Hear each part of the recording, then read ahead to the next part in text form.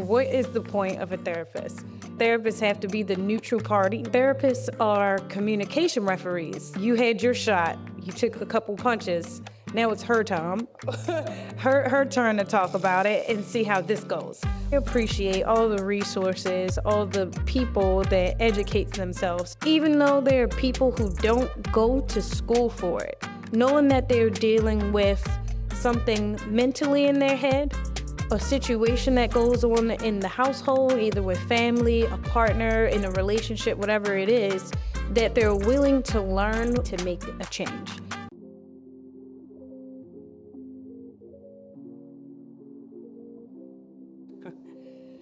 Welcome back to another episode of I'm Just Sharing with Shaunda. I am Shaunda. Hey guys, hey, happy Thursday. Check it out. I'm in my corner in my own little chair. And I can be whoever I want to be. But I'm cool with just being Shaunda. You know, she's cool, I'm cool. Hey guys, wild, no updates. I mean, I will have an update next week's episode, so that's exciting, but I will save that for later and just talk about what popped up in my brain. I was listening to one of my favorite podcasts. I did list off all my favorite podcasts in the previous episode, so you should go check that out to see what my favorite podcasts are. But I was listening to my favorite podcast, and on there, she talked about her watching couples therapy. And it just, like, the way how her story tone was going and how she was talking about the certain situation that I'll just, like, touch base on is how, while listening to her, and it just rose into everything that I want to talk about. But I'm like, what is the point of a therapist? During her whole like conversation, I really like what she was saying, but it also made me think about a couple things. One, I know the point of a therapist is for for people to have like a certain guidance in either relationships, figuring out themselves, figuring out other people, how to communicate, how to talk. It's a whole umbrella of being under or having a therapist, which is a beautiful thing. I love them. I love that they give like psychological like knowledge. You know, they help you process things, and it's a beautiful thing. I love therapists. But the other thing that popped up in my head was how therapists are communication referees. Like, I feel like with them breaking down and having certain rules, boundaries in their office or wherever where they're doing therapy, is that one person is going to have a certain time to talk, the other is going to have certain time to talk, or we're just going to communicate and have this flow, right? So I just feel like in my head, this whole thing in my head about like husband and wife are in therapy and he's upset, like upset. This is how I picture it. He's like, I'm fucking tired of you. You don't listen to me. Every time I talk about that certain situation, it's just in one ear, out the other. And I don't have time for it. The wife like steps in. She's like, that's a lie. I do listen to you because last week I know I did so-and-so and I helped out and you didn't even acknowledge me about this. We're supposed to be doing these points, whatever, right? I feel like as a therapist being the communication referee, they're like, let's take a beat, guys. Like, let's chill out. Let's calm down. Let's take 5. Like, no, I'm not taking no 5. Like, him. I'm not taking no 5 minutes. I'm paying for therapy, and she gonna listen to me today because she don't even understand it. I know it's probably not that, like, wild out in there. Or, like, say if she gets emotional and everything. I just like that therapists have to be the neutral party, right? And just hearing both people out, but it's still like, you had your shot. You took a couple punches. Now it's her time. her turn to talk about it and see how this goes. But I just love the communication referee part because I just always feel like with certain situations, you have to dial it back. As a therapist, I feel like it takes time. It's just like, I know that you guys are communicating in your way, but let's try it this way. And it just made me think about why therapists are in a way where we are therapists ourselves, just learning in a different way. And there are free resources for therapy, which is pretty interesting, and with everybody on social media. And I think with us as a generation is learning feelings, learning how to process them, learning certain things that you go to Barnes and Nobles or your library or Google and just search up mental health and having a lot of information that is there and just how the aspects of it. As a therapist, I know that they go to, school, college for however long to get these degrees and learn that. There's just more of a guidance. I like that the therapist can specifically take one thing and say that this is something that you would have to work on first before you can move on to this, compared to with the free resources, it's somewhat all at once and you have to manage what you're going to prioritize later on down the road with what you're getting, which is no problem. I still like the fact that therapists will always be there for you and having that guiding light in the way through life and through your situation and through flowing that, right? So during the podcast I was listening to, she also had a really good question that just made me think. She said, if we were with a therapist, what would you want that therapist to help me understand about you or myself that you feel like I don't get? And like I said, I feel like there are certain resources that and practices that a therapist will tell you to do, after leaving therapy or if you see somewhere else, that you want to take it in and take those practices that you've been learning and apply it to what's going on with whatever situation, what you need to process through somebody else or yourself. And having those, and it's growth in that. And I love how therapists, you can go to therapy for how long, but I also like the fact that therapists be like, we've been going at this for a year now, feeling that you've grown in so many different ways. I feel like it's time for you, to leave the nest. You don't need me anymore.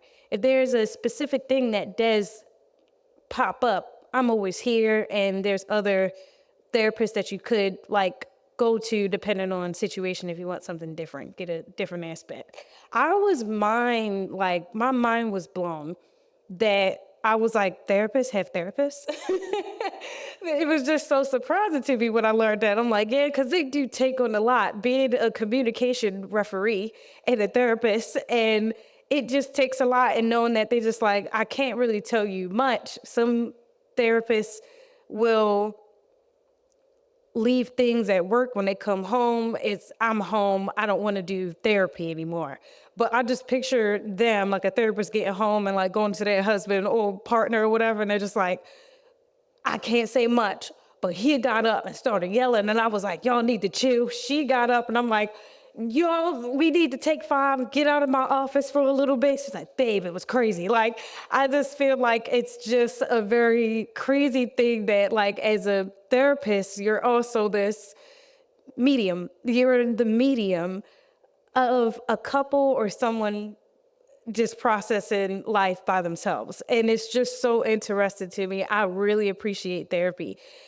I don't have therapy. So that's why I'm saying all the resources that are out there I really take in. With the stuff that was going on with my friends, I found very interesting, with going to Barnes & Noble and buying the book, Set Boundaries and How to Communicate. And with everything that was going on around that time, I really needed that book, because learning the foundation later on in our relationship was what the sucky part was, where this could have all been avoided if all of us did practice boundaries and how to communicate with each other and everything. So that was an interesting time. But having it now, I definitely know how to communicate more with the coworkers that I work with my family, with my friends. And it's just a beautiful thing. Shaunda, but you overshare. Seems like I overshare. I don't know what oversharing is. I already said a lot of things. There's certain other things that I have not talked about, so I don't feel like that's oversharing. But I don't really mind. The way how I process what I have going on is by sitting down by myself. And I'm telling you, I go through every conversation, every aspect of what somebody could say to me in my response. And I have been very good at that. I know how to maneuver when it's actually happened. I did have some fall in area, because it's the person who gives me that same conversation. I'll be like, okay, they went this route. But the way how they're giving it off to me is one thing that I have to maneuver. I forget that people can be angry about a certain situation, sad about it, melancholy, whatever. And the way how they come off, they're not giving the same energy that I thought in my head. So yes, I understand getting the conversation happening going and stuff, happening going, but how it goes. But the other thing that I have to work on is processing other people's emotions during that conversation, which is pretty interesting. I have yet to get on, you know, those type of resources and books. But another podcast, I can say the name, I believe, it's Can't Afford Therapy. And I just really love their dialogue and how they talk about just life. It just makes me question things, but knowing that there's a resource, so many resources out there when you can't afford therapy. So it's good stuff. I'm gonna move on because the other thing that she mentioned after that question, just to touch base on his point to her, was that she needs to be more intentional, mindful, patient. And she's like, he said that she doesn't know how to slow down, but then the other side of that and that aspect was that's the hustler, like, knowing that you don't slow down. It's like, okay, what's the next project? What's the next step that I can do? What's the next money? That's that, like that grind, that hustler grind. And it's beautiful. Her point to him is understanding mental health a little bit more. And she also talked about, I think what I also took away from this conversation with somebody taking in mental health a little bit more, knowing that there are ways to turn things around, right? Turn things around. Or you had the other people like, how about you just take this certain thing and it gets you this way or that way, whatever.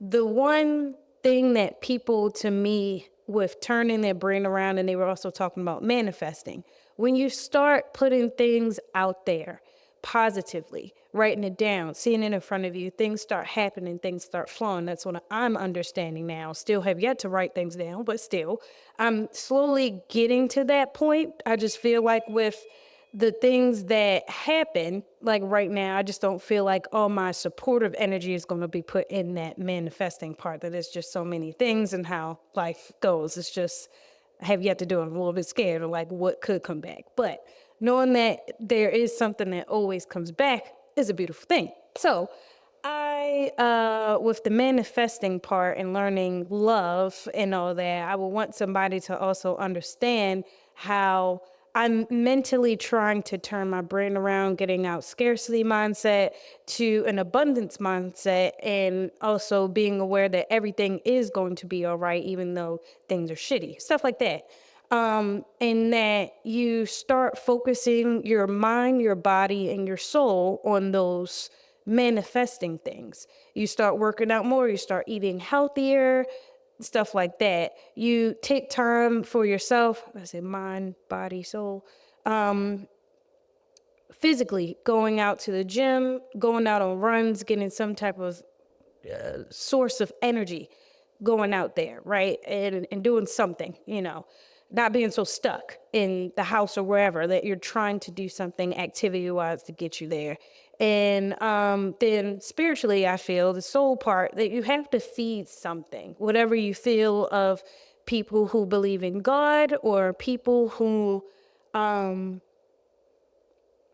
believe in energy and chakras and cleaning all that. I just think it's a beautiful source, that all that runs with manifesting who you are and getting to where you want to be, changing that mindset, getting out that mental type of health, that turnaround.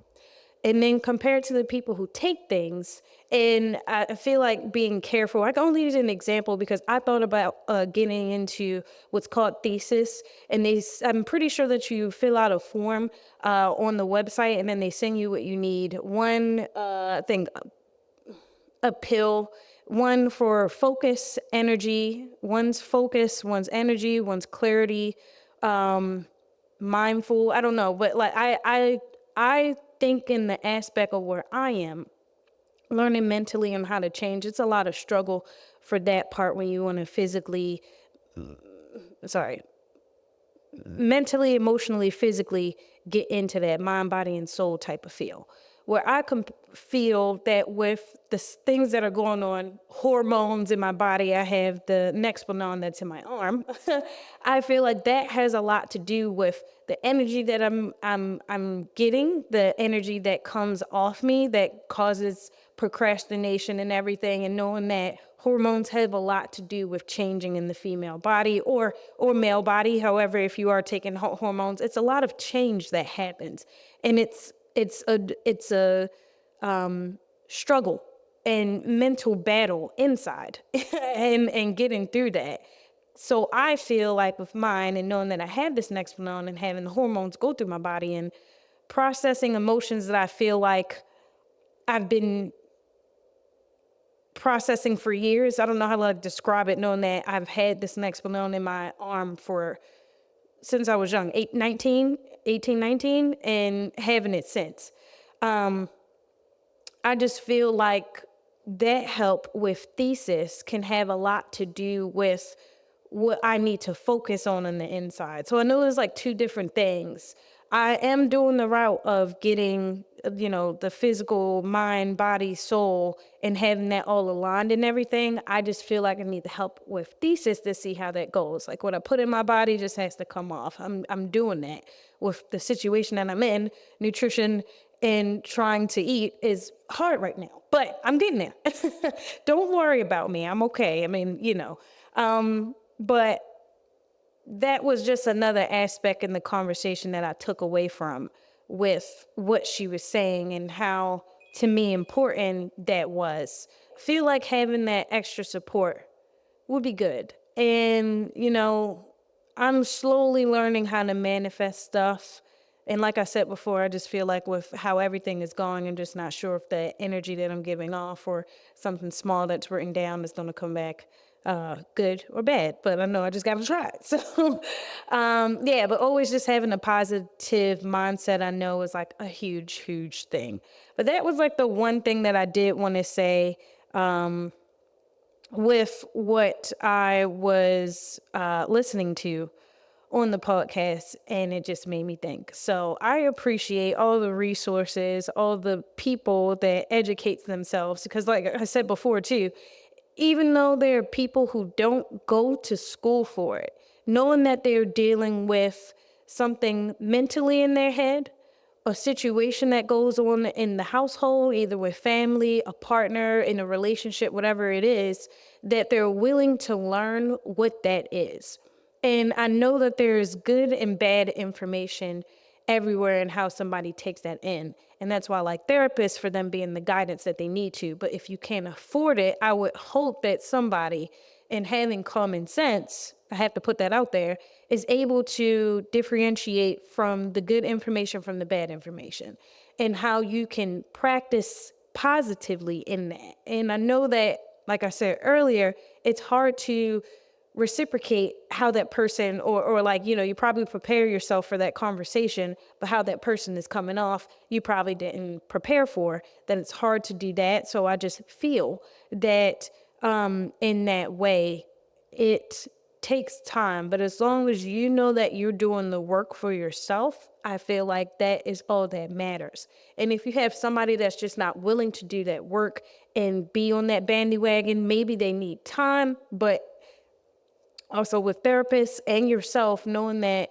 if things haven't changed and you've been practicing those practices, either the therapist tell you to try at home or you've seen on the internet or in a book that you've told yourself that you wanted to try, or somebody else that we need to try this to move forward. But if there is no progress, hopefully that you have the strength to tell yourself, okay, this person is not changing with me. How is my life going to look? How is this going to look with just what I need to do? Whoa, I need this person out my life, however many moves that you have to make in this situation to get out of that situation. I just feel like a person, we're always progress. I don't like when I hear people hold somebody back in many ways, and the support that's there, I have to say, quote unquote, the support that's there looks like they're supporting you, but that's only 1 day or 2 days or a week or so that they're in the support view, and then you're back to the same shit again. We're arguing about the same shit again. It just doesn't make any sense to me. So I would just hope that somebody has the strength to see if something is not working, I need to make a change. I need to do this for myself. And I'll probably get into my next episode of like talking about that and realizing that it's time for a change at a certain time in a period in my life. So I will end it here. I thank you guys for tuning in to another episode of I'm Just Sharing with Shaunda. Please remember to rate, like, comment, and subscribe on my Apple, Spotify, and YouTube page. If you'd like to share anything of like what you thought about this episode or like what you think about my new little corner or whatever, please leave a comment or share any of your experiences with me. You can email me at imjustsharingpod@gmail.com. I will see you guys in the next one. Bye.